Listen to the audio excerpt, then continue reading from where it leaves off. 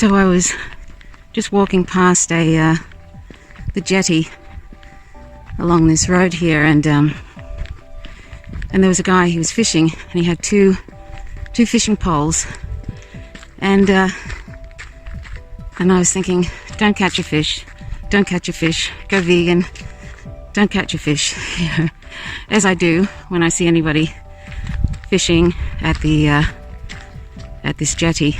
And anyway, literally just as I'm about 30 yards or 20 yards closer to the jetty, I see him pull out this fish, which I'm not exactly sure what kind of fish it was, but it looked like the kinds that people think are suitable for eating. And I called out, "I'll give you $50 if you let go of that fish." And he sort of hurried to, and he said, "Well, normally I only catch, look for flathead." He sort of went to unhook the fish's mouth, which is always an awful thing. People who do the catch and release thing, that's apparently there's a lot of fish that never ever really get to be able to eat properly again, and they end up dying of a sort of starvation because their mouth is all kind of messed up.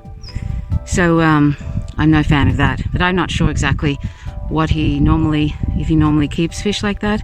But anyway, he sort of was trying to get it off, and it was taking a bit. It was probably about a minute, and I was thinking, oh, I hope it's going to be okay, that he or her is going to be okay.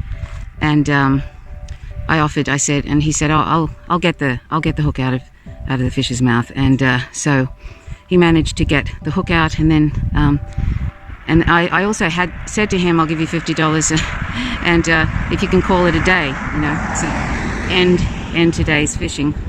And I'd like to have said, "I'll give you $50 and go vegan," but I knew that was probably not going to happen. But I said, I'm vegan, and I hate seeing animals being killed.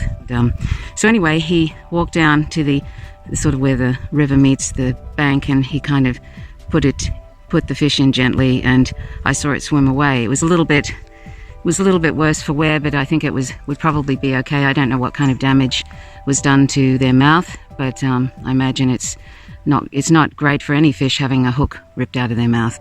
But anyway, so I went to offer him the $50 because I wasn't sure if he was just embarrassed and said he normally catches flatheads, or that he was going to let it go. He didn't say he was going to let it go, but anyway, so I offered him the $50, and he just put his hands up and went, "No, I'm okay."